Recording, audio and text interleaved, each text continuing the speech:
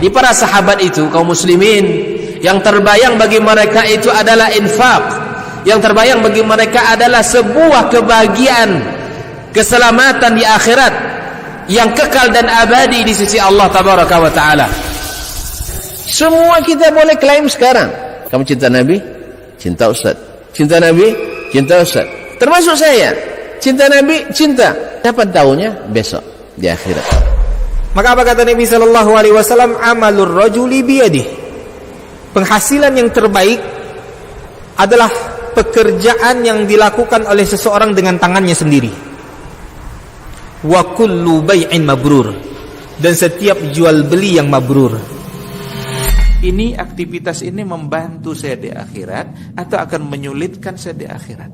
Kalau seandainya perbuatan itu ternyata akan menyulitkan kita di akhirat kelak, tinggalkan perbuatan itu.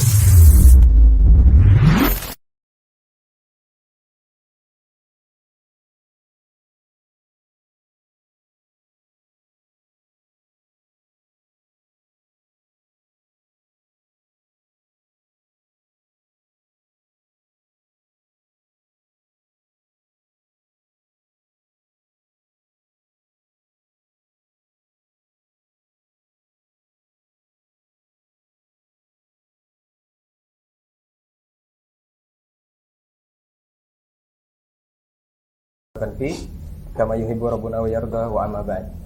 91,1 FM Radio Robbani, merajut ilmu dan peradaban. Assalamualaikum warahmatullahi wabarakatuh. Waalaikumsalam warahmatullahi wabarakatuh. Jazakumullah khairan generasi Robbani dimanapun antum berada, kaum muslimin dan kaum muslimat, ikhwani wa akhwati fiddin, para pecinta ilmu. Alhamdulillah untuk kesempatan hari ini kita kembali bersyukur kepada Allah Subhanahu wa taala atas segala bentuk nikmat dan juga rahmatnya kepada kita bersama di hari ini.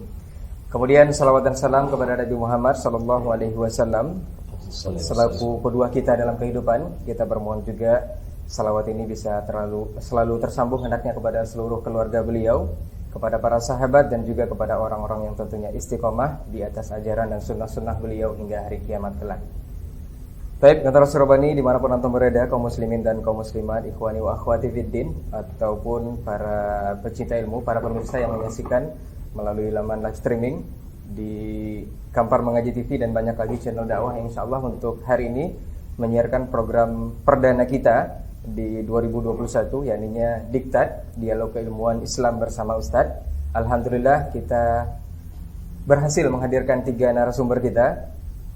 Dan untuk perdana kita akan coba introducing atau perkenalkan masing-masing dari beliau ini yang Masya Allah untuk waktu kita sangat bersusah payah untuk bisa mengumpulkan para narasumber kita ini. Untuk yang pertama adalah Ustadz Dr. Dasman Yahya Mali LCMA Hafizahullah Ta'ala.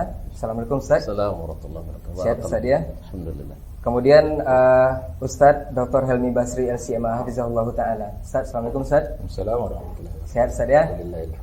Kemudian Ustadz Dr. Hidayatullah Ismail LCMA Hafizahullah Ta'ala. Assalamualaikum Ustadz, sehat Ustadz ya? Waalaikumsalam warahmatullahi wabarakatuh. Baik, beliau-beliau ini adalah selain guru dan tenaga pengajar juga dosen di UIN Suska Riau, juga merupakan Dewan Syariah dari Radio Robbani 91,1 FM.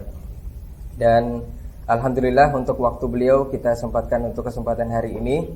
Dan untuk episode perdana kita akan membahas mengenai merajut ilmu dan peradaban. Ini merupakan sekaligus tagline dari radio kita, Radio Robbani 91,1 FM.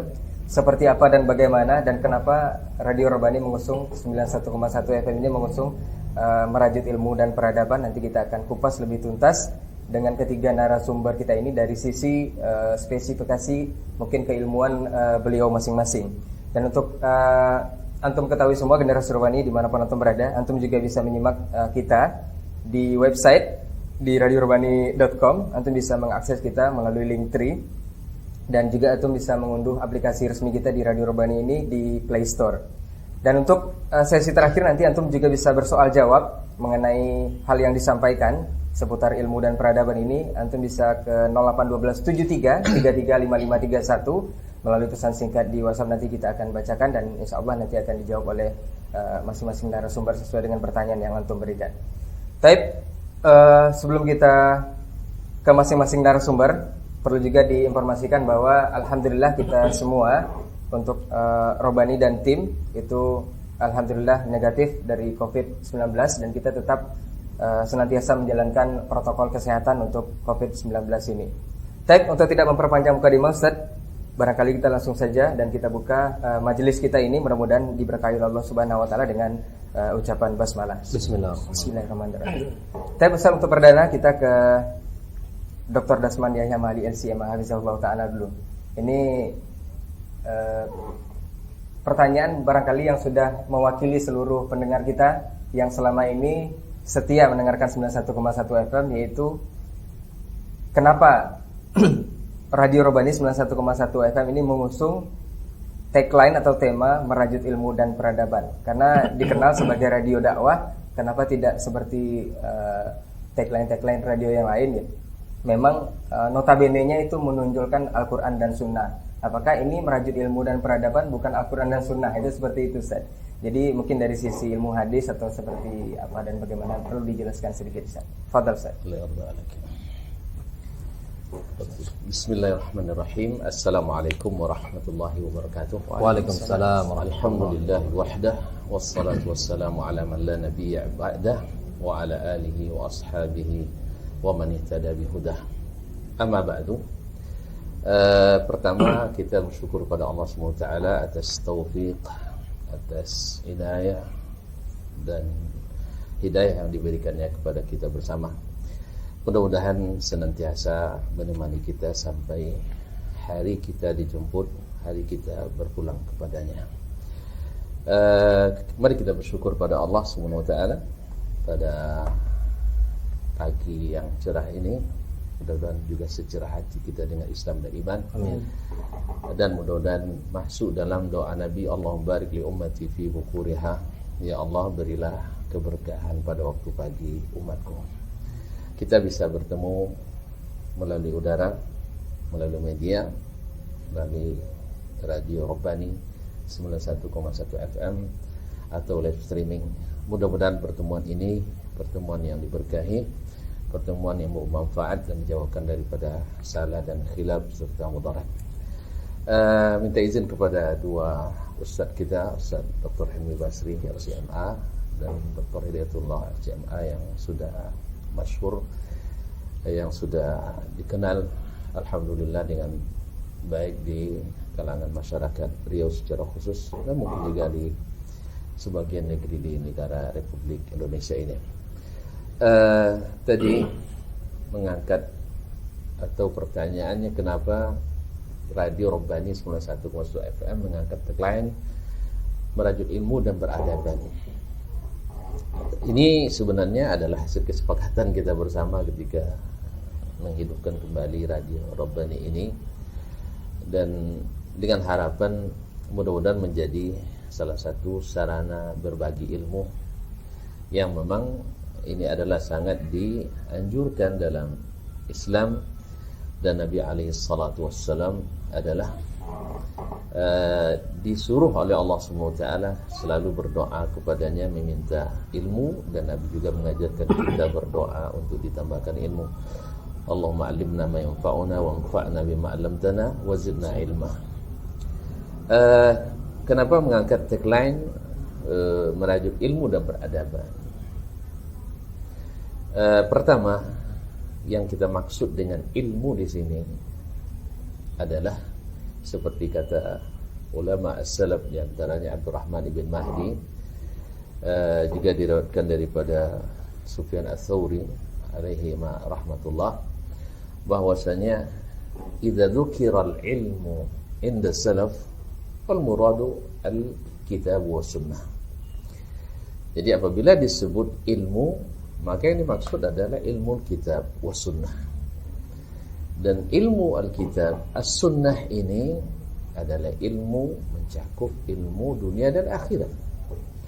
Ilmu langit dan ilmu bumi, ilmu agama dan seluruh ilmu yang meliputi kehidupan umat manusia. Oleh sebab itu, ketika belajar agama, artinya kita belajar juga untuk mengelola apa yang berkaitan dengan peradaban umat manusia. Dan kenapa peradaban di sini? Sebab ketika Nabi alaihi salatu wassalam diutus oleh Allah Subhanahu wa taala, kita tahu bagaimana orang-orang dalam kejahiliaan. Mereka punya peradaban memang, tapi peradaban yang rusak. Ekonomi dibangun di atas riba, kemudian kondisi sosial yang banyak di antara orang yang lahir dari zina, dan itu dilegalisasi dan dilokalisasi. Legalitasnya terjamin oleh aturan mereka buat. Kemudian manusia beribadah kepada Allah menurut keinginan dan perasaan. Asal dianggap dan dipandang baik, lalu jadi suatu ibadah. Sehingga bermacam-macam model orang untuk berta'abbud kepada Allah SWT. Bermacam-macam keyakinan pula yang menebar di masyarakat. Sehingga lahirlah berbagai keyakinan di atas dasar jahiliyah. Berbagai ibadah dan ritual atas dasar kejahiliaan. Berbagai hubungan sosial, muamalat antara manusia juga di atas hukum jahiliyah. Bahkan akhlak dan adab mereka juga sudah banyak yang merosot akibat kejahiliaan tadi. Bukan mereka tidak punya pikiran, bukan mereka tidak punya akal, bukan mereka tidak punya logika. Mereka berpikir semuanya, tetapi tidak dibimbing dengan ilmu. Nah, disinilah masuknya ketika Nabi diturunkan kepadanya perintah pertama atau ayat pertama turun ke Nabi alaihissalam adalah Iqra. Mungkin akan dijabarkan oleh masyayikh nanti lebih detail. Iqra, baca. Apa yang dibaca? Iqra bismi rabbikal ladzi, dengan menyebut nama Rabbmu, berarti ilmu yang diturunkan oleh Allah Subhanahu wa taala. Dan lihat para pendengar, para pemirsa yang dirahmati Allah Subhanahu wa taala, dalam waktu, kalau menurut Michael Hart menyebutkan bahwa tidak ada pendiri suatu ideologi, suatu manhaj, suatu metode yang bisa mendirikan sebuah negara dalam waktu yang sesingkat Nabi kita Muhammad sallallahu alaihi wasallam. Dan tidak ada peradaban yang terbaik yang pernah ada di permukaan bumi seperti peradaban yang dibangun oleh Nabi alaihi salatu wasallam. Oleh sebab itu, secara singkat, saya takut waktu habis oleh saya semuanya. Secara singkat saya katakan bahwasanya kenapa tagline ini, bahwa kita ingin mengusung ilmu kitab dan sunnah seperti yang dipahami oleh generasi yang berhasil tadi, bukan generasi belakangan yang belum tentu berhasil.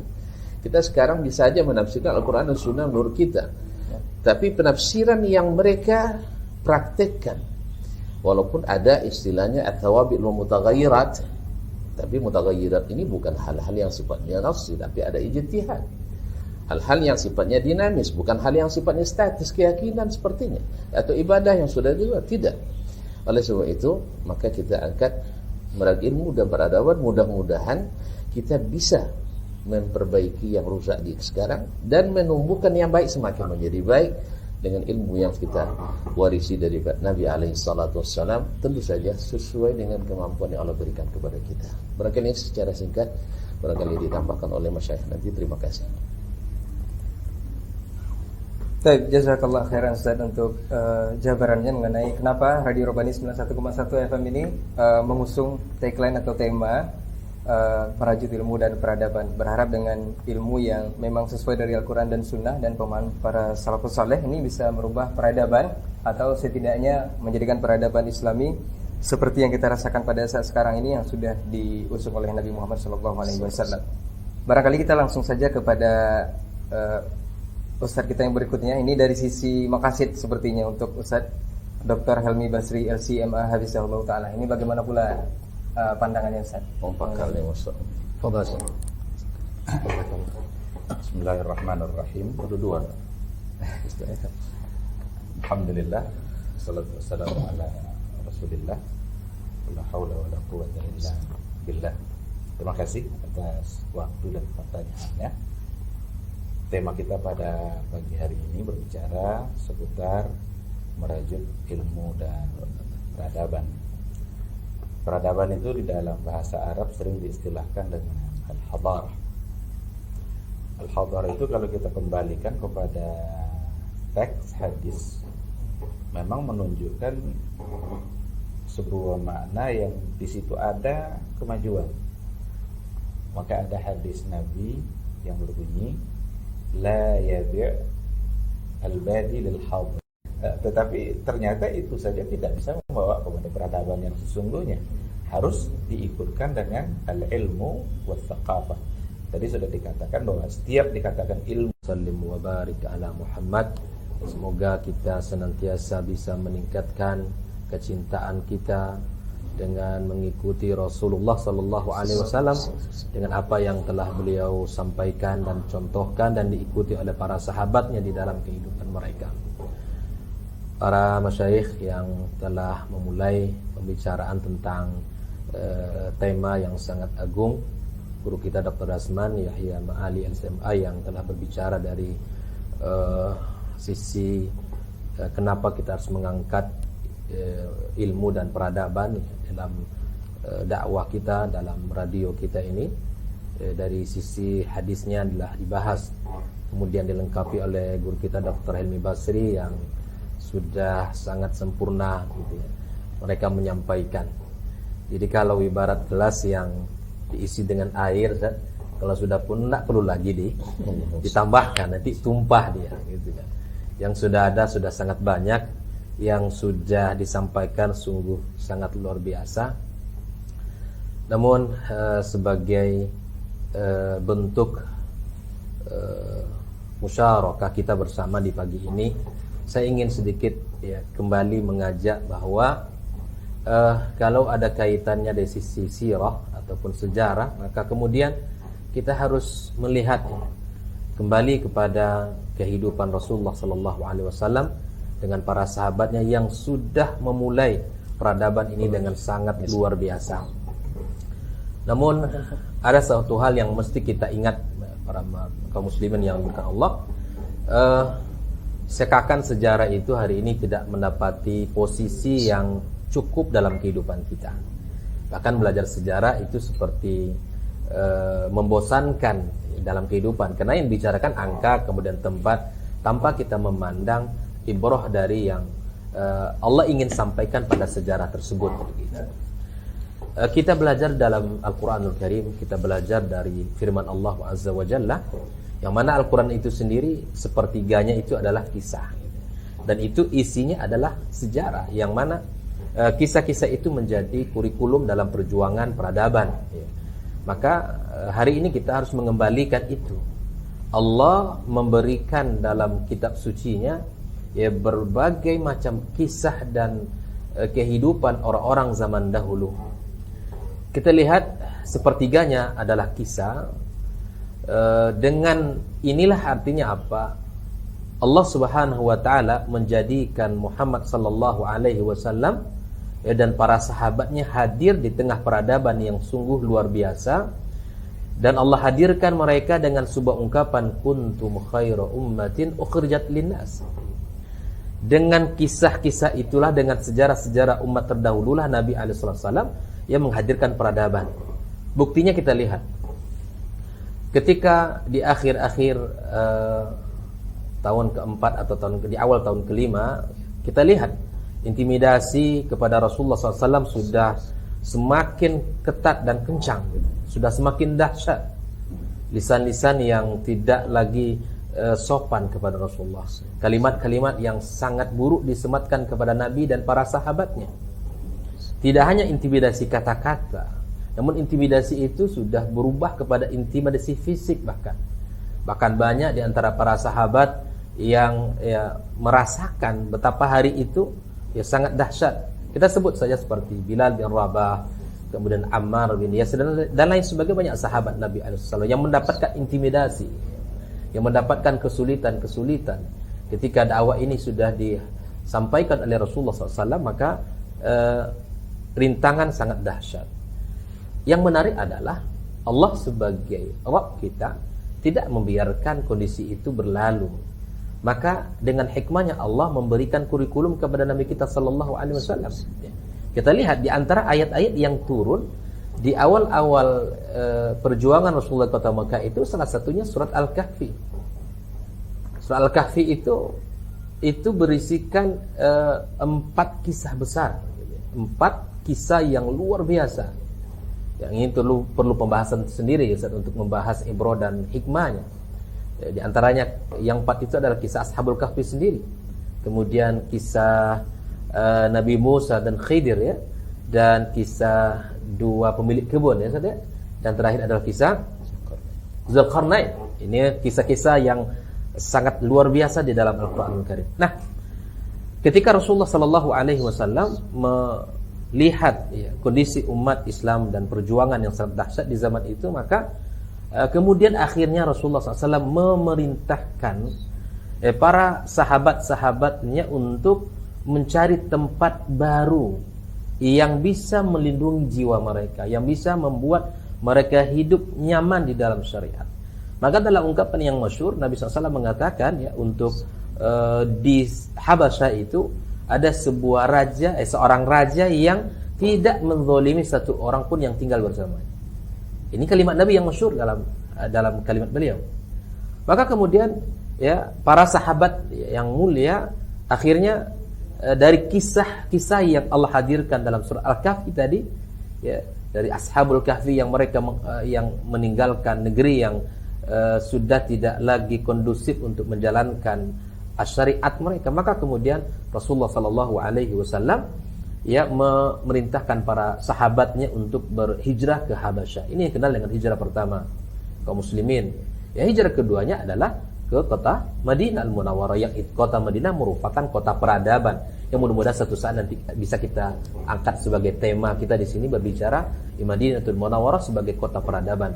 Nah, kemudian inilah menjadi bukti bahwa sejarah itu menjadi sangat mahal untuk kita gali dan menjadi sebuah hal yang penting untuk kita hadirkan kembali di kaum muslimin hari ini. Maka kalau kita melihat di antara kisah-kisah yang lain ya, bahwa seperti kisah yang Allah sampaikan, kisah yang sangat indah dan panjang, sangat menarik untuk kita bahas, ada kisah Nabi Yusuf alaihissalam misalnya. Di awal Allah telah menggambarkan kepada kita tentang kualitas kisah yang Allah ingin sampaikan ya. Nahnu naqussu 'alaika ahsanal qasas. Ini di awal surat Yusuf ini Allah sampaikan kepada kita dan Allah sampaikan kepada Rasulullah SAW ya, yang mana Muhammad ya, kami kisahkan kepada kamu ahsanal qasas. Ahsanal qasas itu Al-Qur'anul Karim yang Allah sampaikan di dalamnya banyak kisah ya.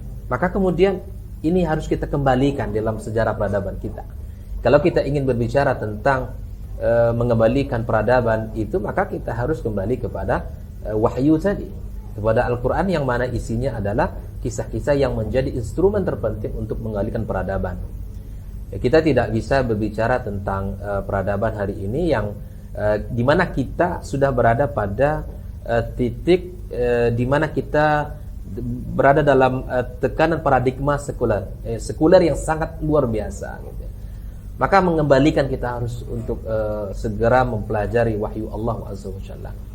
Namun Allah tidak hanya membiarkan kalimat itu asal qasas seperti apa.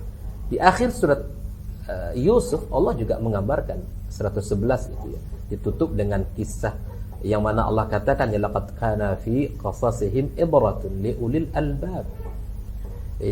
Allah katakan di awal suratnya ya, bahwa kisah yang disampaikan kepada Rasulullah adalah asal qasas, kisah yang berkualitas, bukan dongeng, bukan cerita rakyat, bukan hal yang tidak bermanfaat, tapi asal qasas. Ini kalimat jaminan dari Allah. Maka kemudian di akhir surat Yusuf itu Allah sampaikan pada kisah-kisah mereka itu ibrah, ada pelajaran yang sangat luar biasa, yang sangat dahsyat untuk kita bersama. Nah, seperti yang dikatakan oleh Dr. Hilmi tadi, bahwa memang ibrah itu tidak akan bisa diambil kecuali orang-orang yang ulil albab, orang yang menggunakan akal, yang menggunakan potensi tadi, berfikir dia. Ya, kita harus bisa mengambil ibrah dari kisah-kisah itu. Ibrahim kisah itu adalah sebagai jembatan kita. Makanya kalau kita mengkaji sirah, kalau mengkaji sejarah, itu akan menghantarkan kita hidup di masa lalu, walaupun fisik kita di saat ini. Dia akan menjadi jembatan untuk membaca dan mempelajari kisah-kisah di zaman dahulu. Makanya kita dianjurkan untuk belajar sirah agar kita bisa melihat dalam perjalanan sejarah seperti apa. Lalu kemudian Allah katakan di antara fungsi kisah itu ya sebagaimana dia akan bisa diambil oleh orang-orang yang cerdas, orang yang berakal ya. Maka Allah tegaskan, Allah perkuat maka haditsan yuftara. Ya, Al-Quran itu bukan perkataan yang diada-ada. Kalimatul haqq minallahi azza wa jalla. Makanya sebelum kita berbicara panjang lebar, sebelum kita banyak ilmu yang kita baca, ya Al-Quran dibaca gitu. Ini banyak buku yang sudah diselesaikan, tapi Al-Quran tidak pernah dibaca gitu. Kalau tadi Dr. Rasman di awal sudah bicara satu ayat yang sangat luar biasa. Sebelum Allah membimbing Nabi kita alaihissalam dengan syariatnya, dengan segala perintah-perintahnya, maka kalimat yang pertama, perintah Allah yang pertama adalah kalimat Iqra, itu kan?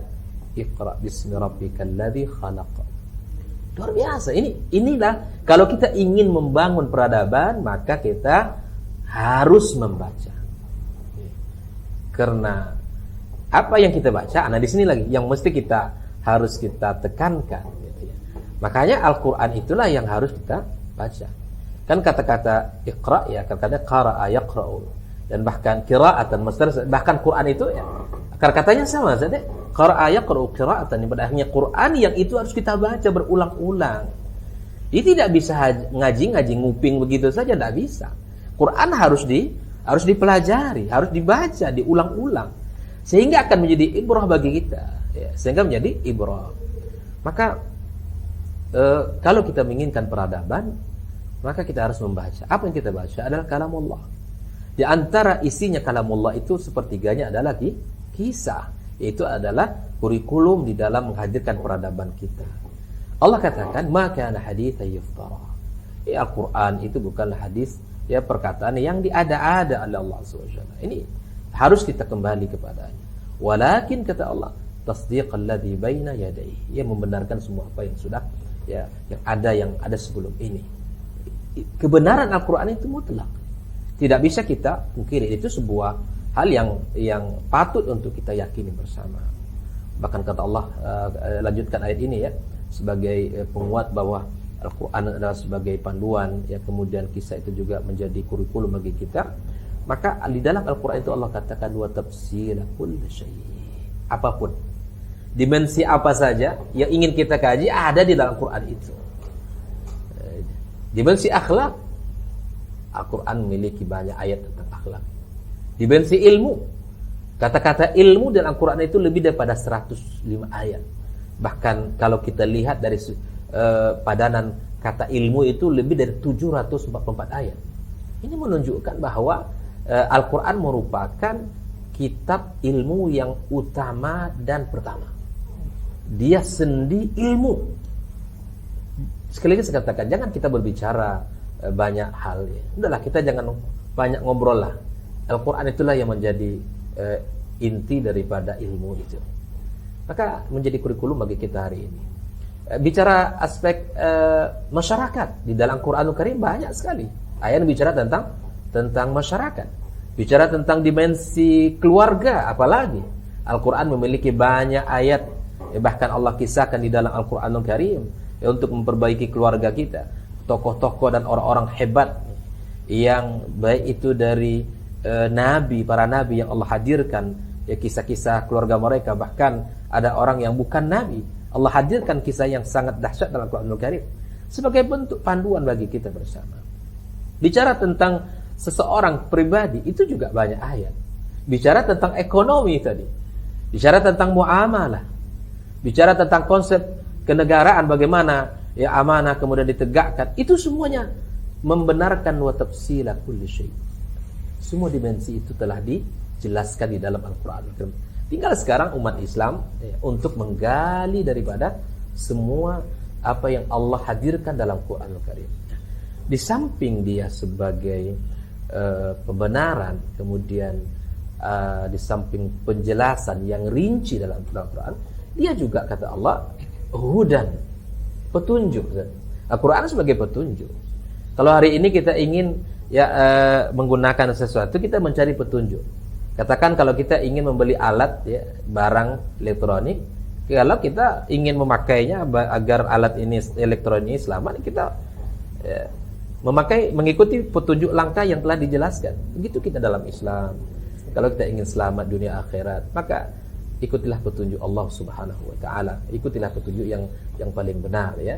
Yang mana Allah katakan ya di dalam banyak ayatnya, dan bahkan dalam doa, bahkan surah Al-Fatihah kita sampaikan ihdinas siratal mustaqim, ya, kita minta kepada Allah petunjuk yang lurus. Dan warahmah, itu sirat. Fungsi sirat banyak sekali. Rahmah ya Al-Qur'an ya. Rahmat ya. Rahmat bagi kita. Barangkali dalam banyak hal ya.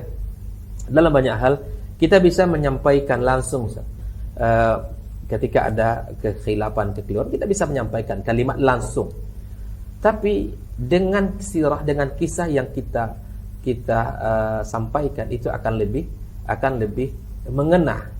Terkadang orang kalau dikasih tahu secara lisan itu tidak semua bisa menerima, Ustaz ya. Tapi ketika ada orang misalnya dalam tadzir, katakan dalam sebuah perbuatan yang indikasinya tadzir, lalu kemudian kita sampaikan itu adalah perbuatan syaitan seterusnya, itu akan membuat orang barangkali tersinggung.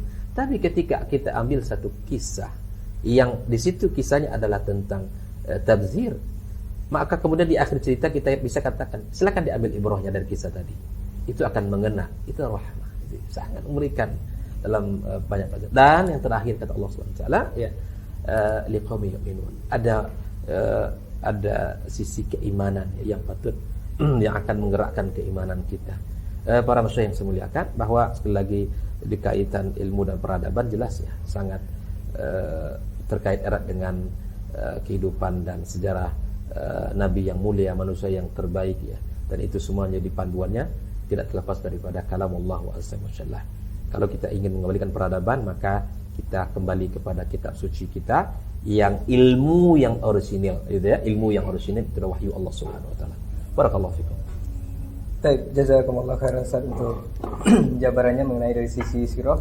Untuk slogan ataupun tagline kita, kenapa Radio Robbani 91,1 FM memilih merajut ilmu dan peradaban. Sengaja juga kita usung untuk tema perdana di episode kali ini adalah merajut ilmu dan peradaban. Baik, Radio Robbani untuk antum semua yang mendengarkan melalui radio langsung ataupun di live streaming, dan juga menyaksikan lewat laman Facebook kita di Radio Robbani 91,1 FM ataupun di Kampar TV Mengaji dan banyak lagi channel dakwah. Silahkan untuk berikutnya, barangkali kita persilakan dulu Ustaz untuk Jazakallah khair. Jazakallah khair. Fadhal Ustaz. Kita ke pertanyaan Ustaz yang Masya Allah sudah banyak sekali yang bertanya. Untuk 081273335531 ataupun nanti di laman Facebook juga silahkan bertanya.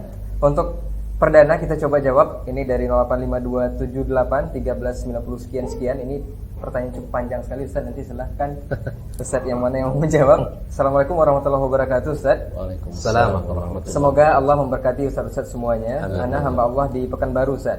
Sebagai pengurus masjid di komplek perumahan, Ana mohon sarannya Ustaz. Bagaimana adab dan tindakan Ana atau kami terhadap jemaah yang cukup bermacam ragam pendapat atau keinginan yang mereka usulkan. Nah, sebagian usulan mereka ada yang tidak sesuai dengan sunnah Rasulullah SAW. Dan kalau kita tidak ikuti keinginan mereka ini, sampai-sampai mereka tidak mau berjamaah sholat di masjid. Jazakallah khair. Ini siapa dulu? Syekh. Silakan. Pengurus semuanya. Fokus masjid ya. Baik, bismillah wassalatu wassalamu ala Rasulillah wa ala alihi wa sahbihi wa wala. Amma ba'du, para pendengar dan para pemirsa yang saya hormati dan saudara-saudaraku, masyayikh narasumber ataupun kru yang hadir, sangat menarik perbincangan kita hari ini. Sebelum menjawab pertanyaan ini,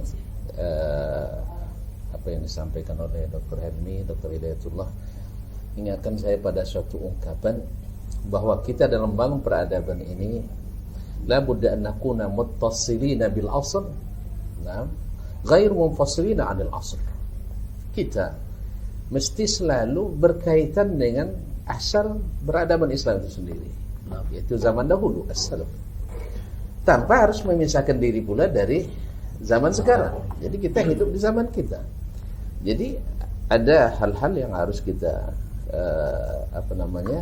tidak bisa kita tinggalkan dari keadaan kita hari ini, dan itu harus mengacu kepada al-usul, pada al-asl. Jadi muttassiluna bil asl, ghairu munfasilina 'anil asl. Jadi ada hal-hal yang sebenarnya thawabit wal mutaghayyirat dalam agama. Al-muttasilina bil asal. Muttasil bil asal.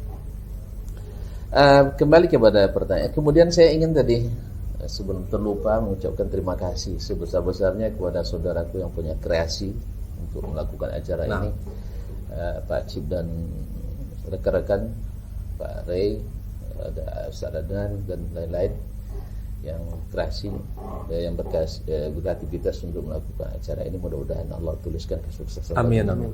Sebagaimana saya sampaikan ucapan dan apresiasi yang setinggi-tingginya pada para saudaraku semua yang ikut andil dalam membangun kembali radio ini sehingga bisa eksis dan mudah-mudahan semakin maju. Amin ya rabbal alamin.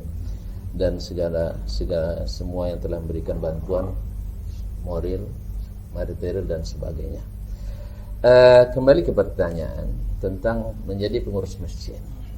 Harus didudukkan ikhwani fillah, Bapak, saudara-saudaraku semuanya dimanapun berada, Allah tegaskan bahwa masjid itu lillah. Makanya seorang membangun masjid lillah. Man bana masjidan lillah banallahu lahu baitan fil jannah. Siapa yang bangun masjid karena Allah, Allah akan bangunkan baginya istana di surga. Berarti siapapun yang bikin masjid harus lillah, diserahkan kepada Allah Subhanahu wa taala. Artinya apa? Allah tegaskan wa annal masajida lillah, bahwa sesungguhnya seluruh masjid itu milik Allah. Jadi bukan milik yayasan, bukan milik masyarakat, bukan milik pemerintah. Masjid itu milik Allah. Pemerintah yang bikin masjid harus lillah. Ya, masyarakat bikin masjid harus lillah. Yayasan bikin masjid harus lillah. Kalau tidak diterima. Tidak diterima di sisi Allah SWT. Oleh sebab itu pengurusan masjid pun harus mengacu karena Allah SWT. Fala tad'u ma'allahi ahada.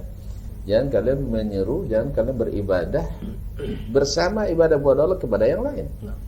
Oleh itu, masjid mesti diurus dengan aturan-aturan Allah SWT. Ada hak-hak masjid, ada kewajiban-kewajiban kita terhadap masjid, ada syarat-syarat kita boleh di masjid, ada adab-adab yang harus jaga di masjid. Oleh sebab itu, maka pengurus masjid di samping ahli dalam administrasi dan manajemen, lebih harus pula berilmu tentang apa yang harus berlaku di masjid. Maka kalau seandainya ada maklum masyarakat itu kan banyak keinginannya, jelas. Dan kata para ulama seperti Imam Syafi'i, ridhan nasi ghayatul la tudrak. Kalau ikut keinginan masyarakat semuanya takkan bisa kita lakukan. Maka arahkan masyarakat untuk selalu mengacu kepada aturan Allah Subhanahu wa taala. Nah, bila memang terjadi seperti yang dalam pertanyaan, keinginan yang dipaksakan. Nah, di sini kan ijtihad lagi pengurusnya. Ya, untuk mencari yang sifatnya aqallu atau akhaffud dararain. Mana mudarat yang lebih mudah, yang lebih ringan. Kalau ini mudarat harus memilih. Nanti Ustaz Elmi akan menjelaskan kaidah-kaidah masalah ini. Bahwasanya mudarat itu kalau bertentangan dan harus dilakukan dua-duanya, tidak bisa lepas, dipilih yang paling ringan. Dipilih yang paling ringan. Tentu saja pengurus juga harus selalu berkonsultasi, berkoordinasi dengan para ustadz, para ulama yang dikenal istiqamah. Nah, barangkali ada jawaban yang lain dari masyayikh, silakan. Fadhal Ustaz. Bismillahirrahmanirrahim. Terima kasih. Saya ingin mengatakan bahwa memang kalau dalam kita beribadah kepada Allah, memang tidak bisa kita memaksa keinginan kita. Kita harus benar-benar mencoba untuk mengacu kepada hal-hal yang diajarkan oleh Rasulullah Sallallahu Alaihi Wasallam. Itu asas yang harus dipahami lebih awal. Namun memang kita tak juga memungkiri bahwa dalam persoalan ibadah itu ada hal-hal yang memang sifatnya itu yang biasa disebut dengan khilafiyah. Khilafiyah itu ada dua kemungkinan. Ada perbedaan pandangan para ulama yang memang berdasarkan kepada dalil-dalil yang ada, tapi ada di antara khilafiyah yang kadang tidak beralasan. Nah, Kalau untuk khilafiyah yang dianggap khilafiyah tapi tak beralasan atau tak ada dalil yang sahih yang bisa dipertahankan, ini memang sebaik mungkin kita harus jangan kedepankan ego kita gitu. Kita justru harus tunduk kepada apa yang diajarkan oleh Rasulullah SAW. Namun untuk hal-hal yang sifatnya khilafiyah yang memang ada dalil dan dalil itu mu'tabar yang bisa dipertanggungjawabkan, ya barangkali kita juga tidak bisa memaksa kayak Bismillah jahar atau tidak jahar gitu kan. Walaupun Nabi yang paling sering tentu saja dia tidak menjaharkan basmalahnya, tapi ada di antara riwayat saja yang mana dijelaskan bahwa Nabi memulainya dengan memperdengarkan kata Bismillahirrahmanirrahim. Ketika ada orang yang ingin mempertahankan itu, ya berarti dia punya dalil gitu. Nah, jangan pula gara-gara itu nanti orang tidak mau ke masjid. Nah, disinilah perlu pertimbangan yang dalam kajian fikih disebut sebagai fikih muwazanah, mempertimbangkan antara kemaslahatan dan kemudaratan. Yang jelas sebagai masyarakat harus selalu punya komitmen bersama untuk membangun rumah Allah dan untuk memakmurkan rumah Allah dalam berbagai macam bentuk ibadah, dan berupayalah untuk mengembalikan ibadah-ibadah kita itu kepada apa yang memang telah dibimbing oleh Rasul. Bukankah yang kita cari itu pahala? Allah memberikan pahala dan dia mengajarkan bagaimana cara mendapatkannya. Tidak mungkin kita cari pahala tapi tidak sesuai dengan apa yang diinginkan. Kita melakukan sesuatu tidak sesuai dengan yang diinginkan oleh Allah dan oleh Rasulullah Sallallahu Alaihi Wasallam. Namun untuk hal-hal yang sifatnya di situ ada ikhtilaf, yang memang ada dasar dalil yang bisa dipertanggungjawabkan, yang mu'tabar, di situ mungkin dapat diterima keduanya tanpa memaksakan satu bentuk kehendak. Itu mungkin sekedar tambahan. Wallahu subhanahu wa ta'ala a'lam. Baik, jazakallah khairan Ustaz untuk jawaban dari pertanyaannya mengenai antum yang bertanya tentang pengurus masjid tadi. Kita ke pertanyaan berikutnya Ustaz. Ini Masya Allah kita sapa dulu pendengar kita ataupun yang menyaksikan kita dari Kota Lubuk Linggau, Sumatera Selatan. Assalamualaikum warahmatullahi wabarakatuh Ustaz. Saya Febri Ramadhani dari Kota Lubuk Linggau, Sumatera Selatan. Semoga para Ustaz semua senantiasa dalam keadaan sehat dan menebar sunnah Rasulullah SAW. Amin. Yang jadi pertanyaan Ustaz, bagaimana menurut Ustaz tentang adanya sebagian Ustaz yang melarang dikotomi ilmu atau penggabungan ilmu dunia dengan akhirat, sedangkan Ustaz yang lain membenarkan dikotomi tersebut? Jazakallah khairan. Ini Ustaz. Baik. Silakan Ustaz. Bismillahirrahmanirrahim. Alhamdulillah wassalatu wassalamu ala Rasulillah wa ala alihi wa sahbihi wa mawala amma ba'd. Ya. Kalau kita mengacu kepada wahyu yang telah Allah sampaikan bahwa ya, seluruh ilmu itu sesungguhnya adalah minallah, dari Allah SWT, dan itu sumbernya adalah Al-Quranul Karim. Bukankah tadi Dr. Hilmi sudah membahas ya bahwa kalau kita ingin maju kemudian berkembang itu ya yang menjadi sumber ilmu aslinya adalah Al-Quranul Karim, ya, kemudian diikutkan dengan hadis Rasulullah Sallallahu Alaihi Wasallam. Nah, yang menjadi pembahasan dikotomi yaitu dikarenakan memang kita ini berada pada segmen dan pada pemikiran yang sekuler tadi. Kita diajak untuk mencoba memisahkan. Kalau kita melihat kepada 1400 yang lewat itu semua berada pada sebuah peradaban emas gitu. Dan itu tidak ada pemisahan ilmu seperti dicontohkan tadi ya. Ulama yang bidang, para imam, para ulama tidak hanya bidang fikih, tidak hanya bidang tauhid dan hadis. Semua ilmu mereka kuasai. Dan itu artinya tidak ada dikotomi. Itu sebagai bukti. Dan para ulama-ulama dulu, mereka di samping hebat dalam sisi Islam, maka mereka juga ilmu-ilmu yang katakanlah ilmu duniawi, katakan itu yang terkemukanya siapa? Umat Islam. Ya, makanya kalau kita baca kitab-kitab para ulama ya, sebagai bukti itu tidak hanya sebagai alim ya, tapi al-allamah ini sebuah gelar yang mencakup banyak ilmu. Jadi tidak ada dikotomi seperti itu. Dan kita lihat pula bagaimana hadirnya perpustakaan di dalam perpustakaan, katakanlah hari ini katakan kitab Al-Quranul Karim ditafsirkan oleh banyak orang dari seluruh sudut sisi, ya, dari i'jaznya diambil, kemudian dari fikihnya dibahas, dari akidahnya macam. Jadi semua itu lahir, akarnya adalah Al-Quranul Karim. Lalu kemudian temuan itu adalah hasil daripada kita setelah mentadaburi Al-Quran, di mana akhirnya bahwa penemuan-penemuan ilmiah itu sangat banyak. Nah, dan itu artinya bahwa tidak ada dikotomi ilmu. Nah, yang satu hal yang miris adalah lahirnya pemahaman dikotomi ilmu, karena memang kita berada di sebuah masa yang dominan, yang bukan ilmu wahyu itu yang dominan. Peradaban kita bukan peradaban Islam yang mana yang dilewati oleh para Rasulullah, para sahabat, tapi peradaban yang sangat sekuler gitu. Saya coba sedikit kembali kepada sejarah. Saya teringat dengan kalau kita berbicara sejarah Rasulullah SAW, itu akan membuat kita tercengang-cengang gitu ya. Apa betul seperti itu gitu kan? Karena kita terkadang menghukumi kejadian masa lalu itu dengan kondisi kita hari ini gitu ya. Contoh, dalam bab pernikahan, saya sampaikan tentang kisah Rasulullah menikah dengan Aisyah, itu menjadi perdebatan. Kenapa? Karena memang masa kita ini tidak seperti masa hidup di zaman Nabi. Gitu kan? Kalau kita lihat hadisnya jelas dari hadis Aisyah radhiyallahu ta'ala, dia menceritakan sendiri di mana Nabi menikahi Aisyah di usia 6 tahun dan bersamanya ketika usia 9 tahun.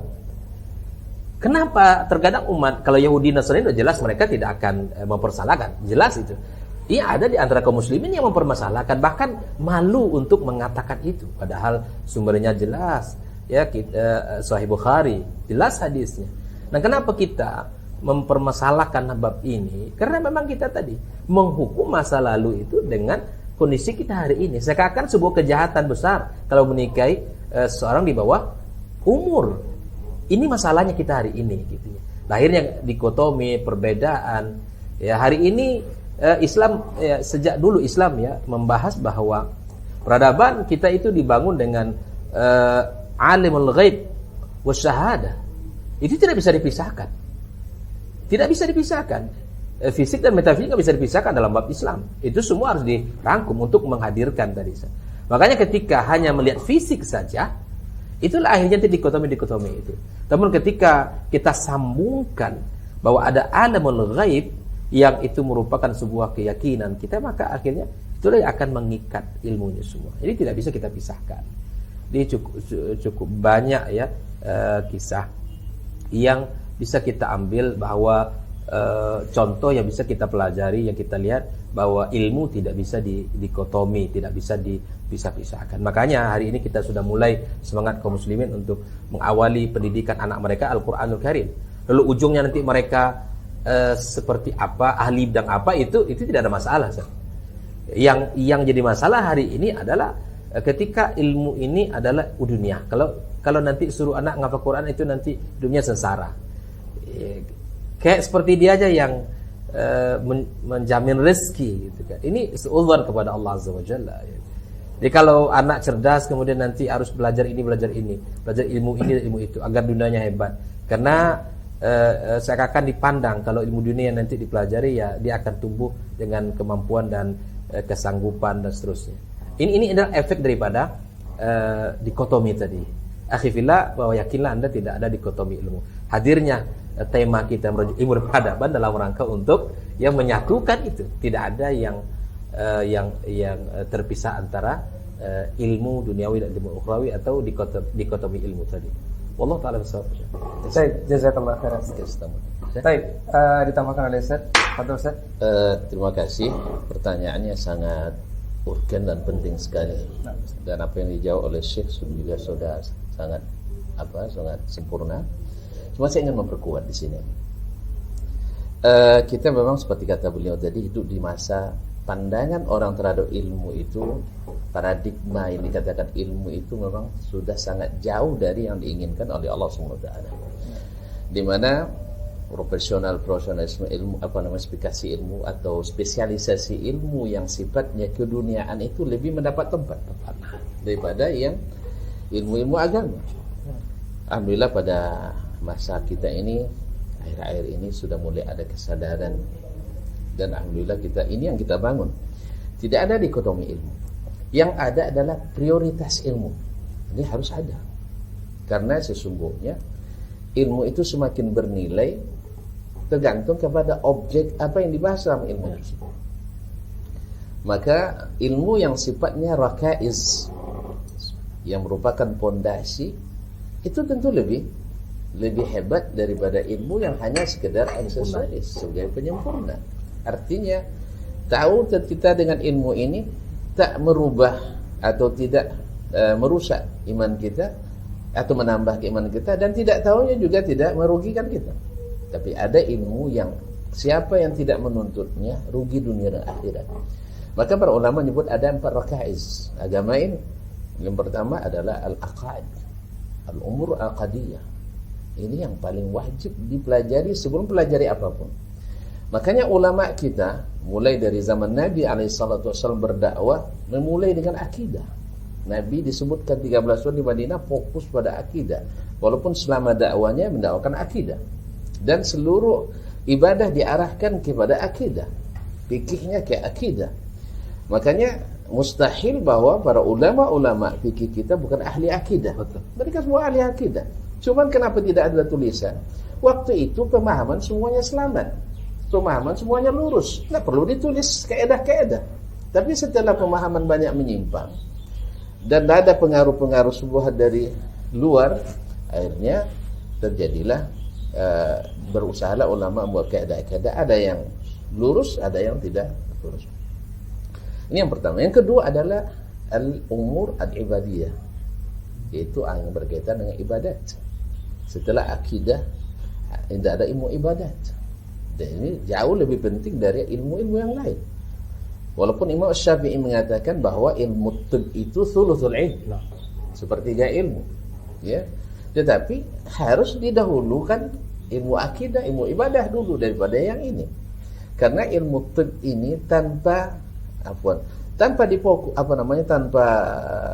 istilahnya tanpa dimulai dengan itu, orang akan secara empiris, akan mencoba mencari obat.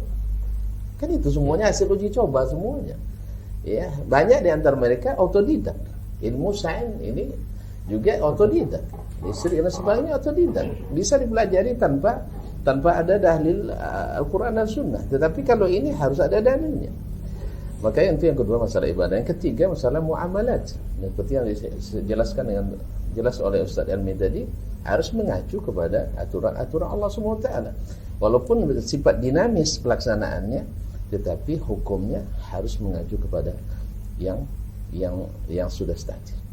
Yang ketiga, yang keempat adalah akhlak. Makanya segala perkembangan ilmu harus mengacu pada akhlak, harus mengacu kepada hukum syariat, harus mengacu kepada keselamatan akidah.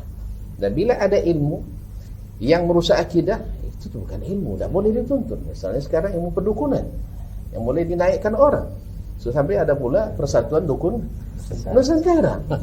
Ini ilmu sama dengan ilmu yang diturunkan kepada 2 malaikat Harut dan Marut dulu, yang dijadikan sebagai fitnah, ujian bagi yang beriman yang tidak. Yang seperti ini bukan ilmu yang harus dibolehkan. Nah, setelah yang 4 ini, anda akidahnya sudah dipelajari, ibadahnya sudah lurus, muamalahnya sudah ada dikuasai, dan akhlaknya ada, silahkan menembarkan kepada ilmu yang lain. Maka ada yang jadi saintis, ada yang jadi di urusan medis dan paramedis dan sebagainya.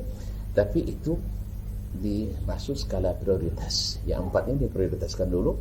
Selepas itu silakan mengembangkan diri. Ini yang maknanya tidak ada di Quran, selama mengacu kepada 4 ini. Terima kasih. Baik, jazakallah khairan untuk jawabannya. Mudah-mudahan bisa dipahami oleh antum yang bertanya.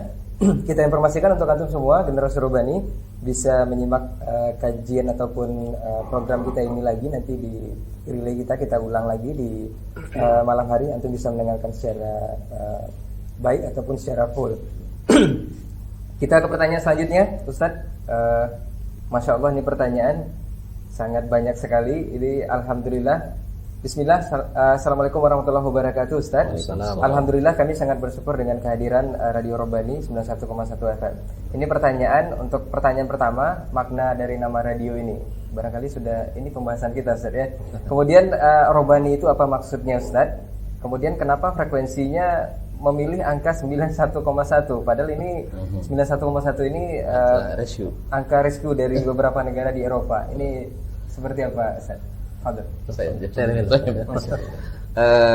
Pertama, radio ini sebelumnya beberapa kali berganti manajemen.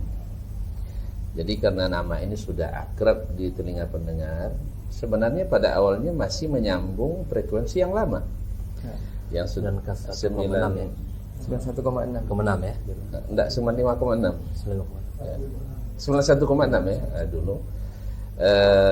Kita ingin tetapkan itu, nama tidak kita rubah, kemudian frekuensi juga kita tidak rubah. Tapi dalam perjalanannya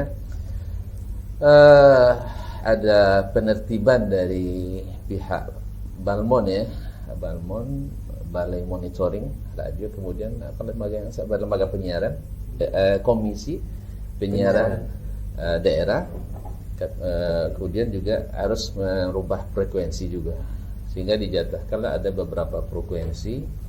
Kemudian untuk daerah-daerah tertentu, misalnya frekuensi ini daerah Pelalawan, frekuensi ini daerah Kampar, maka dengan izin Allah dan kesepakatan tim pendiri waktu itu kita memilih untuk mengambil yang 91,1. Ternyata ini adalah nomor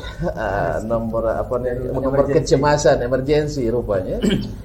Mudah-mudahan juga jadi emergensi penyelamatan radio ini. Pada awalnya sudah mulai hampir boleh dikatakan sudah mati, mati dari sisi tidak ada mengudara lagi. Lalu dengan izin Allah kita berusaha untuk mengudara kembali, mudah-mudahan tetap di udara bersama para saudara. Ini barangkali. Adapun makna Rabbani, mungkin dari kalimat kunu rabbaniyin, walakin kunu rabbaniyin. Ibnu Abbas menafsirkan Rabbaniyun minal ulama allazina yu'allimuna sigharal ilmi qabla kibari, yaitu mereka ulama yang mengajarkan ilmu secara periodik dan bertahap, mulai dari yang mudah dulu sampai ke yang sulit, yang bukan sulit, yang besar, profesional, yang besar itu. Artinya kita juga mulai dari yang mudah. Yang paling mudah itu ada ilmu Al-Quran dan Sunnah. Nah, alhamdulillah Allah mudahkan. Walaqad yassara Al-Quran lidzikri fahal min muddakir. Nabi alaihi salatu wassalam juga membacakan hadisnya, kata Aisyah, kata Anas, membacanya sampai 3 kali berulang-ulang, dan mereka paham dengan bahasa Arab bilisanin Arabiyyin mubin. Nah, dalam hal ini yang paling mudah dipahami adalah masalah akidah. Akidah itu tinggal meyakini apa yang disampaikan, bukan membahas, mendalami. Nabi tidak suka kita terlalu mendalami masalah ini. Apa yang dikatakan Allah dan Rasul kita terima. Nah, sami'na wa ata'na. Makanya kita juga, misi kita di radio ini juga ingin menjadikan ilmu ini mudah. Tidak banyak keedah-keedah yang mempersulit. Kalau begini mesti begini, kalau begitu mesti begitu. Akhirnya banyak ayat dan hadis yang terkarantina, seperti terkarantinanya kita hari ini kena isolasi karena pandemi. Barangkali mudah-mudahan penjelasan ini bisa dipahami. Mungkin ada tambahan sekali. Baik, jazakallah khairan Ustaz untuk jawabannya. Mudah-mudahan bisa dipahami oleh antum yang bertanya mengenai Radio Robani 91,1 FM. Dan untuk antum semua, kita masih membuka pertanyaan. Pesan dari produser kita hanya sampai jam 9, Ustaz. Jadi ada sekitar 10 atau 15 menit lagi ke depan untuk antum yang ingin bertanya di 0812 73 33 5531. Kita juga mengucapkan jazakumullah khairan untuk semua kerabat kerja ini untuk saat ini yang masya Allah sudah mendukung untuk terselenggaranya program Diktat ini. Kita ke pertanyaan selanjutnya, Ustaz. Assalamualaikum warahmatullahi wabarakatuh, Ustaz. Waalaikumsalam. Ini sepertinya pertanyaan makasid ini, Ustaz. Dari Ibu di Garuda Sakti ini bertanya, Ustaz, saya menuntut ilmu melalui media boleh dikatakan YouTube dan sebagainya untuk saat ini Ustadz dari rumah saja. Tapi saya sering menyaksikan ustadz-ustadz tertentu langsung dari handphone saya. Kata suami tidak boleh memandang ustadz langsung saat kajian. Makanya saya didampingi suami, dan terkadang kalau tidak didampingi suami saya menonton sendiri. Apakah ini dibolehkan Ustadz? Naam Ustadz. Silakan Syekh. Ya, baik, terima kasih. Saya mencoba untuk mengawali jawaban dari pertanyaan tadi. Dan yang pertanyaan itu saya kira menggambarkan ketakwaan yang ada pada yang bertanya. Itu sesuatu yang sangat luar biasa sekali. Karena berupaya untuk menghindarkan dirinya sekecil mungkin dari hal-hal yang jangan-jangan itu dilarang oleh Allah atau oleh Rasulullah Sallallahu Alaihi Wasallam. Seperti yang kita dengar tadi pertanyaannya, bagaimana kita memanfaatkan media dalam mendapatkan ilmu. Itu juga satu bentuk pemanfaatan dari apa yang ada. Karena banyak orang yang menyalahgunakan kemajuan teknologi justru untuk hal-hal yang tidak baik. Karena teknologi itu kan bagaikan pisau bermata dua gitu. Kita bisa gunakan untuk yang baik, dan saat yang lain juga bisa akan menjadi wasilah untuk mendatangkan keburukan. Maka beruntunglah orang-orang yang menjadikan teknologi yang ada, media-media yang ada sebagai wasilah untuk kebaikan dalam kehidupannya. Yang salah satu dari bentuk kebaikan itu adalah kita mudah untuk mendengarkan kajian-kajian, mendengarkan tausiah-tausiah yang disampaikan oleh para ustaz, para ulama, para mubalik dan lain sebagainya. Namun muncul pertanyaan, apakah boleh memandang kepada wajah yang berceramah? Kalau secara umum kan kita tahu bahwa kita harus berupaya semaksimal mungkin untuk ghadul basar, untuk menjaga pandangan dari hal-hal yang mungkin akan mengundang kita untuk melakukan sesuatu yang lebih besar daripada sekedar memandang. Lalu apakah langsung dihukumkan tidak boleh? Saya pikir wallahu subhanahu wa ta'ala alam, yang pertama sekali tentu saja sekiranya cukup dengan tidak memandang, cukup dengan mendengar, ya mungkin cukupkan dengan apa yang kita butuhkan itu. Karena yang penting adalah ilmu dari apa yang disampaikan. Tapi kalau seandainya juga kadang-kadang terpandang, jaga hati. Artinya jangan sampai nanti membuat dia salah manfaat dari apa yang dia lakukan. Kalau memang sudah bisa menjaga seperti itu, saya kira tidak akan dianggap sebagai sebuah kesalahan. Karena ya dalam kehidupan kita sehari-hari juga kita kadang terlihat, terpandang, tapi hati kita langsung mencoba untuk menghindarkan gitu. Nah, jadi insya Allah mudah-mudahan tidak pula langsung merasa bersalah ketika setiap melihat, tetapi jagalah hati dan jagalah pandangan kita dari hal-hal yang tidak diridhai oleh Allah Subhanahu wa taala. Bahkan ada salah satu bentuk kebolehan-kebolehan dari apa yang dilarang. Seperti berbelanja pedagangnya laki-laki, pembelinya perempuan, atau pembelinya yang laki-laki, penjualnya yang perempuan. Jadi ada sebuah kaidah, itu contoh yang tadi itu ada semacam kaidah dalam kajian fikih, al-hajatu qad tanzilu manzilatad darurah. Yang hajat itu terkadang menempati tempat darurat. Salah satu contohnya itu ya seperti ta'lim, mengajar. Sebisa mungkin jangan dipandang gitu. Bagaimana dengan dosen yang mengajar yang memandang kepada perempuan? Tengok, dia memandang itu murni untuk mengajar atau sudah ada tujuan yang lain gitu. Kalau dosen mengajar lalu di hatinya sudah ada hal yang lain, itu bisa berdosa. Nah, disinilah perlunya kekuatan iman itu. Artinya dia tidak akan fokus kepada memandangnya itu, tapi dia akan fokus pada mengajarnya. Jadi itu adalah semacam hajat, bahkan hajat di situ bisa menempati tempat darurat. Namun selagi bisa dihindarkan, hindarkan. Kalau tidak, ya berarti kita harus tidak pun ada suami yang menampingi, tapi iman harus menampingi kita dimanapun kita berada. Sekira itu. Terima kasih, silakan kalau ada yang menambah. Wallahu a'lam. Jazakallah khairan Ustaz untuk jawabannya. Memang waktu yang menghukum ya Ustaz. Kita sudah di 56 menit. Dan untuk pertanyaan terakhir Ustaz, sebelum kita ke kesimpulan di masing-masing Ustaz kita untuk tema kita hari ini, ada pertanyaan terakhir ini. Kita coba jawab. Bismillah. Assalamualaikum warahmatullahi wabarakatuh Ustaz. Assalamualaikum. Ustaz, saat ini menurut Ustaz kita peradaban Islam di Indonesia itu secara global peradaban dari mana Ustaz? Apakah pengaruh dari luar atau murni dari peradaban Islam? Ini saya Ustaz. Baiklah. Bismillahirrahmanirrahim. Alhamdulillah wassalatu wassalamu ala Rasulillah wa ala alihi wa sahbihi wa mawala ma ba'd. Apa yang kita alami di Indonesia tentu bisa kita lihat ya bagaimana kita mengukur sejauh mana kita keterikatan kita kepada sebuah benih yang kita misalkan, dan benih itu tumbuh kokoh ya, kemudian dalam prosesnya dia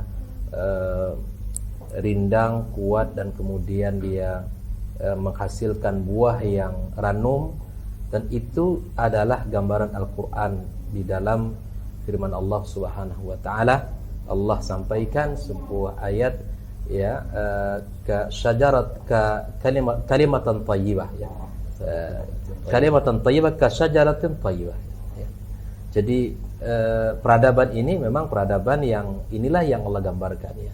Dia sebuah pohon yang kokoh, tumbuh ya, kemudian dengan proses waktu, dengan pengawalan Rasulullah sallallahu alaihi wasallam ya, kemudian dia menghasilkan buah yang ranum, dan bahkan Allah SWT katakan tu'ti ukulaha kullahin ya. Jadi yang mana peradaban Islam itu ya, dia asluha sabitun wa far'uha fis sama. Ya, kokoh dia menghujam ke bumi, kemudian dia cabangnya ya menjulang ke langit dan memberikan faedah. Peradaban Islam itu mengalirkan faedah yang sangat luar biasa dalam sejarah kita gitu. Maka apa yang kita rasakan hari ini, maka ukurlah sejauh mana keterikatan kita kepada apa yang Allah sampaikan ya di dalam Al-Qur'anul Karim, apa yang Allah sampaikan di dalam ayatnya, dan apa yang Nabi gambarkan dalam kehidupannya dan para sahabatnya. Kalau peradaban kita hari ini, misalnya coba kita lihat dari sisi muamalah saja gitu ya. Mana muamalah kita? Muamalah kita seperti apa? Mana yang lebih tumbuh subur dalam kehidupan masyarakat? Ya, apakah peradaban muamalah yang sumbernya wahyu, ataukah sumbernya hasil daripada pemikiran, yaitu adalah yang mencoba untuk memisahkan antara muamalah dengan agama? Coba kita lihat, mana yang paling subur hari ini di tengah-tengah masyarakat kita di Indonesia ini? Mana yang paling digandrungi orang untuk memilih transaksi seperti apa? Itu salah satu contoh. Kemudian kalau kita bicara tentang ilmu, ya, ilmu sebagai puncak daripada peradaban itu, gitu kan? Maka mana sumber yang kita, ilmu mana yang lebih dominan ya untuk kita sebagai umat Islam, saya bicara ya, bagaimana umat ini mengambil ilmunya? Ya, ini semua bisa kita lihat. Ini bisa kita lihat semua. Bagaimana rujukan-rujukan yang dipakai, kemudian apa yang menjadi konsen untuk dibahas, dan semua itu bisa kita lihat. Kalau muamalah kemudian kita lihat ya dari sisinya dia jauh dari sumber Islam, kemudian dari sisi ilmu saja kita terkadang lebih menggunakan ilmu-ilmu yang sumbernya dari pemikiran begitu ya. Maka ini tentu bisa kita ukur gitu. Peradaban yang mana yang sedang kita hadapi sekarang ini? Peradaban seperti apa yang sedang kita jalani hari ini? Ya, maka itu ya, agar kita peradaban ini kembali hadir muncul, maka ya mengharuskan kita untuk kembali kepada agama kita yang asil, ya, kembali kepada syariat kita yang kokoh. Ya, maka kunci daripada itu semua adalah kita harus belajar, dan kita harus memulai ya, semangat untuk tafakuh dalam agama kita, dan insyaallah kita akan kembali kepada peradaban yang betul-betul kita impikan sebagaimana ribuan ratusan tahun berjayanya umat Islam dalam masa keemasannya yang menjadi mercusuar keilmuan, peradaban, muamalah, akhlak dari seluruh bidang. Umat Islam itu ya mimma yusyaru ilaihi bil banan, menjadi orang yang menjadi sebutan bibir yang indah di mana-mana dibicarakan, ya. Bahkan kita menjadi panutan dalam banyak hal. Nah, insyaallah peradaban itu akan hadir di tengah-tengah negeri kita yang tercinta. Kita harapkan maka kuncinya semangat untuk belajar dan kembali kepada agama, memahami syariat dengan benar, dan kembali kepada kedua kitab suci kita, jadi sesuai dengan pemahaman as-salaful ummah. Wallahu taala alam bissawab. Baik, jazakallahu khairan. Mungkin ada tambahan Ustaz? Ya. Pertanyaan ini mungkin jadi judul diktat selanjutnya. Peradaban Islam di persimpangan jalan. Ya, karena tidak bisa dijawab dengan satu singkat seperti ini. Lalu mudah-mudahan mungkin jadi judul selanjutnya saja. Peradaban Islam di persimpangan jalan, bukan hanya di skala Indonesia tapi juga di level dunia internasional. Karena tidak sedikit orang mengira sekarang bahwasanya orang-orang di negeri Arab itu sudah Islamnya udah bagus. Betul. Tapi dengan Islam bagus ternyata kacau juga katanya. Nah, ini pemikiran sekuler seperti ini harus kita luruskan nanti. Bahwa mereka kacau justru karena tidak kembali kepada Islamnya. Mudah-mudahan sampai jumpa pada edisi selanjutnya. Baik, jazakallah khairan Ustaz untuk jawabannya. Masya Allah untuk para narasumber kita di kesempatan hari ini mengenai program diktat perdana untuk hari ini. Dan untuk antum semua generasi Rawani dan yang menyaksikan lewat laman live streaming, kita informasikan bahwa program diktat ini insya Allah kita akan saksikan atau sajikan kepada antum dan antunan semuanya setiap bulannya di pekan ketiga, setiap hari Selasa dari jam 7 pagi insya Allah sampai dengan selesai. Dan terbuka untuk antum juga untuk mengirimkan pertanyaannya sebelum program diktat dimulai di 081273335531. Dan terkait judul insya Allah sudah Anda catat Ustaz untuk episode kita selanjutnya, peradaban Islam di persimpangan jalan. Untuk produser kita juga bisa didengarkan. Kita ke kesimpulan Ustaz sebelum kita tutup kajian ataupun program kita hari ini. Masing-masing kita kasih waktu pada Ustaz kita 3 menit lebih kurang. Oh, banyak 3 menit. Terima kasih. Kesimpulan bahwasanya tak akan terbangun peradaban yang benar kecuali dengan ilmu. Oleh sebab itu maka dirajutlah antara ilmu dan peradaban ini. Nah, ilmu yang dimaksud adalah ilmu yang Allah berikan. Sebab orang sudah mencoba membangun peradaban dengan ilmu yang lain, kebanyakan tidak sesuai. Tak bisa membangun sebuah keadilan, tak bisa membuat suatu kemakmuran, kecuali hanya seperti slogan tetapi jauh daripada praktik aplikasi. Oleh sebab itu maka mari kita kembali kepada asal dan tanpa meninggalkan keadaan kita hari ini, dan harus disinkronkan keadaan kita hari ini dengan keadaan di masa lalu yang telah terbukti kesuksesannya. Tidak ada sosial yang lebih tinggi nilainya kecuali zaman Nabi SAW para sahabatnya. Tidak ada keadilan yang sesungguhnya kecuali ketika Nabi SAW para sahabatnya. Tidak ada isar, lebih mendahulukan saudara, seperti yang terjadi. Tidak ada pendidikan yang lebih sukses kecuali di saat mereka. Maka kita contoh mereka dan kita kembangkan melalui fasilitas sarana yang ada di zaman kita. Terima kasih atas waktu yang diberikan. Baik, bismillahirrahmanirrahim. Kita memang harus belajar kepada sejarah. Ada fakta sejarah yang tak bisa dibantah. Fir'aun memimpin sebuah peradaban, tetapi peradabannya kalah ketika Musa muncul. Kaum Ad, mereka punya peradabannya, tapi Allah utus Nabi Hud untuk memberikan sesuatu agar peradaban itu bisa kokoh. Kalau mau menerima, kalau tidak maka akan hancur. Maka hancur pula peradaban kaum Ad. Kaum Tsamud, kaum Madian, mereka adalah orang-orang yang masing-masing punya peradabannya. Tapi fakta sejarah mengatakan bahwa peradaban mereka runtuh ketika mereka tidak punya akidah, ketika mereka tidak punya iman. Nabi Hud Nabi Saleh, Nabi Syuaib, Nabi Musa, betapa besar dia menghadapi sebuah peradaban, tapi mereka tanpa ragu karena mereka membawa satu konsep yang kokoh, yaitu iman dan akidah. Maka iman dan akidah akan selamanya berada di atas peradaban manapun. Seandainya ada satu peradaban yang mencoba untuk lari dari akidah ini, yakinlah mereka akan hancur. Indonesia akan hancur kalau lari dari akidah yang diajarkan oleh Rasulullah Sallallahu Alaihi Wasallam. Terima kasih. Bismillahirrahmanirrahim. Ada dua hal yang mesti kita perhatikan. Pertama, kita harus mengikat kembali diri kita kepada sejarah seperti disampaikan, karena dia merupakan kurikulum dalam membangun peradaban Rasulullah Sallallahu Alaihi Wasallam. Yang kedua, dalam perjalanan peradaban yang menjadi kunci tegaknya peradaban adalah membaca apa yang Allah turunkan dari firman-Nya, serta membaca ayat-ayat Allah Azza wa Jalla yang terbentang di alam ini, karena adalah semuanya ayat yang menunjukkan kebesaran Allah Azza wa Jalla.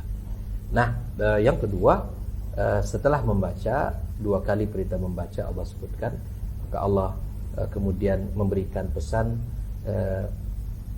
menulis.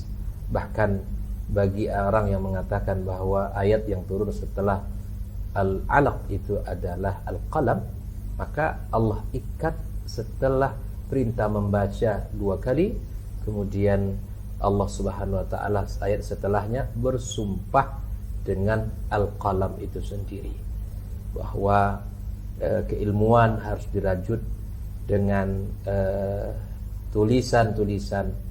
Bahkan kita bisa merasakan peradaban masa lampau dengan keemasan kejayaannya melalui tulisan-tulisan para ulama kita, dirajut, dirangkai. Bahkan ada sebuah kisah di sebagian ulama kita, di antaranya Al-Jahid, tidak salah, itu mati, meninggalnya itu ditimpa buku. Dia tidak punya apa-apa untuk membeli buku. Bahkan dalam manaqib beliau itu, beliau menyewa sebuah tempat buku perpustakaan yang mana dia mampu diizinkan untuk membaca di malam hari. Ini semangat mana yang hari ini hadir di tengah kita, bisa membaca buku di malam hari. Dan pada akhirnya beliau tertimpa buku dan meninggal dunia. Jadi beginilah peradaban dulu tegak. Kalau hari ini peradaban nunduk, lihat ke HP saja, membaca kemudian kita hilangkan. Lihat generasi-generasi yang hanya melihat tontonan-tontonan yang tidak bermanfaat, tidak mau untuk kembali kepada sumber ilmu tadi, maka jangan bicara peradaban kalau tidak membaca dan menulis. Ini PR kita juga nanti ini para masyayikh semuanya. Ya, semoga kita bisa membuktikan bersama ini kaidah ini gitu dalam kehidupan kita. Semoga sebelum hayat kita berakhir di dunia ini, maka ada buah tangan yang kita hadirkan di tengah masyarakat untuk umat, sehingga memberikan banyak manfaat untuk generasi ini. Wallahu taala alam bissawab. Baik, Masya Allah, jazakallah khairan Ustaz untuk penjelasannya mengenai kesimpulannya mengenai tema kita hari ini, yaitu merajut ilmu dan peradaban. Dan jazakumullah khairan juga untuk antum semua yang sudah menyimak dan menyaksikan. Kita sekali lagi mengucapkan terima kasih dan jazakallah khair untuk para narasumber kita, kita yang berkesempatan hadir, karena waktu beliau sangat di tengah-tengah kesibukan beliau kita bisa mengumpulkan para masyayikh kita ini di salah satu program yang kita usung, dan antum bisa menyimak atau menyaksikan program kita ini sekali lagi setiap bulannya di pekan ketiga setiap hari Selasa dari jam 7 pagi sampai dengan selesai insyaallah. Baik, kita cukupkan untuk hari ini. Jazakumullah khairan untuk antum semuanya. Insyaallah apa yang sudah kita bahas untuk hari ini bisa bermanfaat untuk antum dan antum semuanya.